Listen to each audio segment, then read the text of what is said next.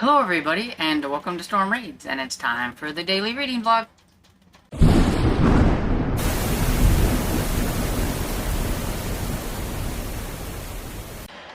Okay, so I am getting on here rather late. It is like 2:35 on Tuesday. It's just been a weird day, and I meant to record something before I went downstairs to eat, and then it didn't happen. It's the morning kind of went haywire, and I guess it's just kind of messed up the rest of my day. And I went to work on editing my mid-month wrap-up that I mentioned that I was going to put up. That I was a little late putting it up, but I was still going to put it up. And I recorded it on my phone in that style that I've been doing where I show like the Canva and all that stuff. And I don't know if I accidentally had my computer on silent because there's no voice. There's like just nothing. It is just looks like I'm talking, but you can't hear anything. So I don't really want to redo it because it's what, like 1920s, somewhere around there. It's the 20th and everything. So I really think that time has come and gone and everything. So I guess I will just wrap up everything at the end of the month and we'll just let it go as that. Because I just really don't want to do it over again. And I'm just frustrated at that. So that's like one thing today. The second thing is our water is still not like great. Like, I mean, we get water, but if we use too much of it, it'll shut off. Like, we probably need some things rewired and or a new pump and or things that we can't afford. So we just have to deal with what we have. And so I got water to like wash dishes and you know, basic things. But like if it's going to pull like a lot of water, like, I mean, when I take a shower, it's like one of those in and out quick things. It's like racing against time to see if you can get your hair washed and everything else before the water goes off, kind of a thing. And so yeah, so it's a little frustrating, but at the moment, I mean, you work with what you got. So we decided to go to the laundromat to wash our clothes. And I have a little rant about how much it costs now to wash your clothes. How on earth do low-income people, and I consider us being very low income, supposed to wash your clothes when it's $3? Gosh, I spent $6 at the laundromat. It was crazy. And like, who has $6 in quarters laying around? And like the convenience store beside it won't let you. So we had to go to the bank and get the money. And yeah, so we spent time there washing clothes, and then we brought it home and dried it and everything. But you know, things could be worse. So I'm not complaining or anything. It's just little frustrations and a little behind the scene things and stuff that just on a daily kind of irks me a little and frustrates me, and I just had things I deal with or whatever. But you know, could be worse. I could not have a house. I could not have any water. So we deal with things. Okay, so that's like taking up some of the day and some things and just little frustrations here and there, and I just forgot to record. So the storm last night was way worse, I think, for a lot of areas around us than it was for actually where I was, which I am thankful for and everything. It got kind of boogery and it got noisy, and the sky was quite growly and angry and all that kind of stuff, and I had to deal with Dresden most of the night, and she was scared and not happy and everything. Dad panicked once and made us go down to our shelter. So it's a good thing that I ahead of time just decided to let Sarah run the sprints yesterday, because we were down there when y'all starting sprints and everything. It was more like a false alarm. He got like worried because we were under a severe thunderstorm warning, and the guy's like, we know tornadoes could pop up even in those, even if we don't say it, and so he got, so it is what it is. But yeah, it wasn't really that bad. The wind blew quite a bit. It was very growly. We got quite a bit of rain. We've got us a rain barrel to catch water, so like for doing some like outdoor chores and watering the outside dog and things like that, we could use water from the rain barrel and kind of conserve water on the inside and stuff. And it rained enough. We have it like where the gutter like will all the water, because there's always, if it rains hard, there's like a steady stream of water coming out of that. So we put it there, and that rain barrel's already like almost full. It's like this much from like the top or whatever. And so yeah, it rained quite a bit, but we didn't get near the rain that some of the other places. There were some really major flooding in a lot of other areas and not around where I am, so I'm thankful it didn't get too bad. We've got another round coming on Saturday though, so yeah, I'm ready for the storms to be over. Anyway, so that's that, and that's one of the reasons why I didn't film yesterday, because I had a piece filmed, but all that stress and just anxiety over, is it going to do anything bad or is it not going to do anything bad, I just was like, I'm just not going to even do anything. So that's kind of what that was about. And so what am I working on currently? I don't even remember. Did I tell you guys that I finished Death at the Highland Loch by Lydia Travers? I don't think I did. I don't remember if I did or not. But I did. I finished it finally, and I thought it was okay. Would I read another one? Yes, probably. I didn't like this one near as much as her other series, and Poppy still kind of annoyed me, but I really liked the Inspector. I liked him, and I liked Gregor or something like that, the young kid that was in this one. It was fun, though I don't know if he'll be in the another one, but I know that I'm pretty sure that the Inspector will be, so I liked him. And Poppy I may warm up to Poppy as it goes and everything, but I gave this one like 3 stars. It was just okay. Better than average, I guess, because I think if it was not okay, I would have probably gave it like 2.5 stars, but I thought it was pretty decent, so it gets a 3-star, somewhere around there. My rating is all over. I never know what to consider a 3-star and what to consider a 4-star, because I'll even say it was okay, I gave it 4 stars.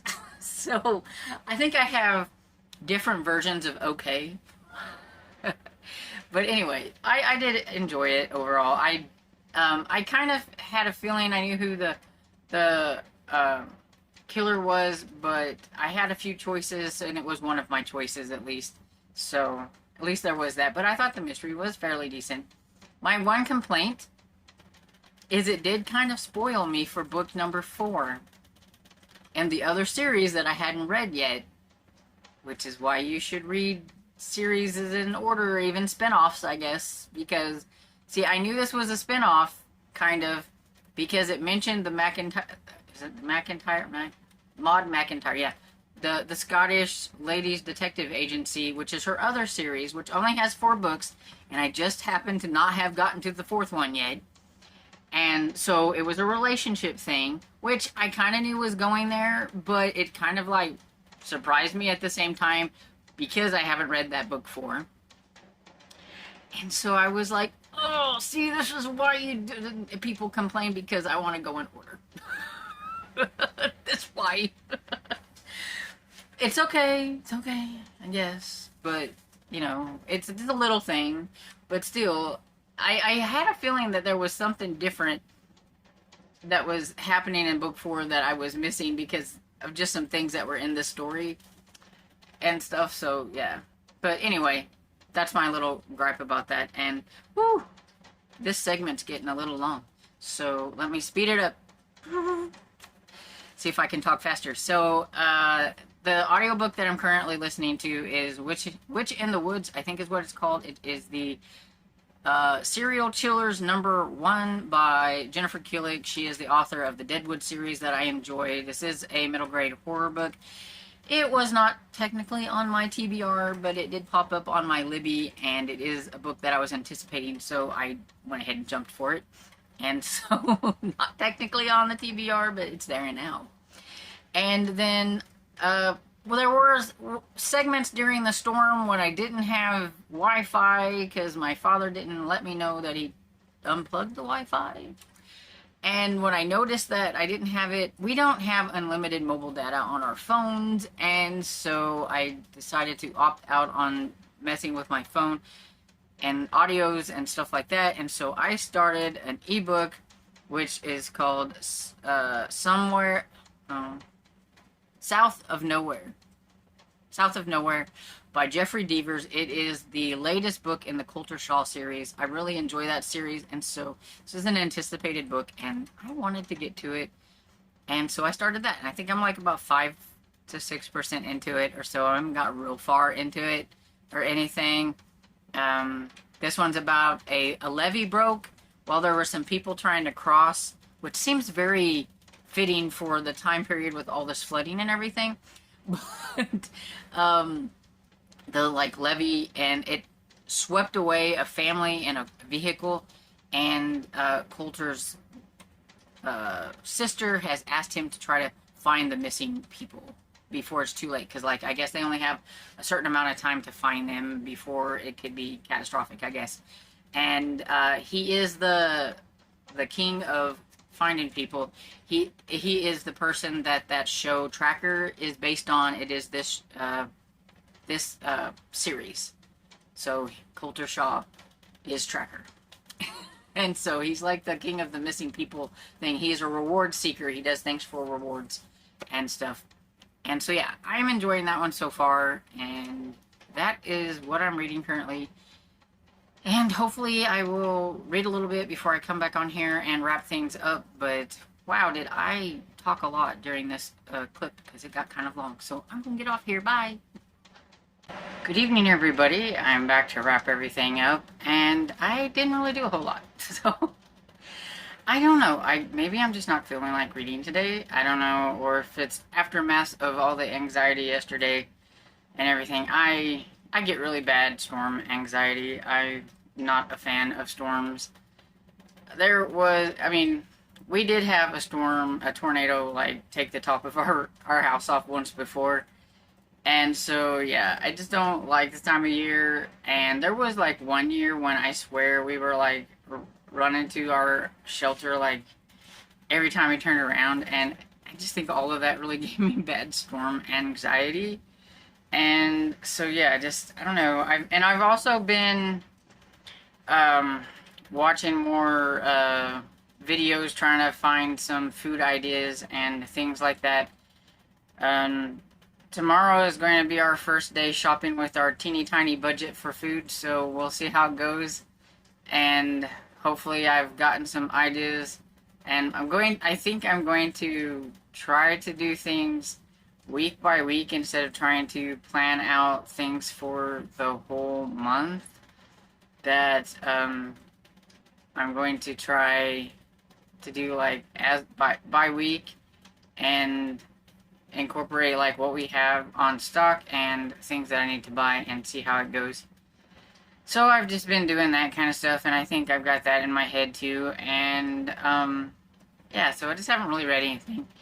So it's funny because I'm at kind of like the same spot on both of my books. So the Witch in the Woods, I am 8% into it.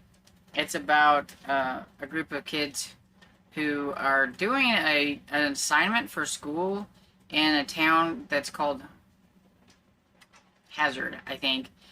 And Hazard is one of those kooky little towns where everything seems to happen and nobody pays that much attention, or at least the adults or whatever, or it's just the norm. Sinkholes appear out of nowhere and just weird things happen, and it's just Hazard. That's what happens here. And one of those things that just kind of happens here, or folklore or whatever it is and I think is going to end up being something that's going to be chasing them around, and they're going to be in trouble. And so, yeah, I haven't really gotten too far into it. They're just now been given the assignment to look into some of the things that, you know, that everybody talks about happens in the town and stuff, and that's when they're going to get in trouble.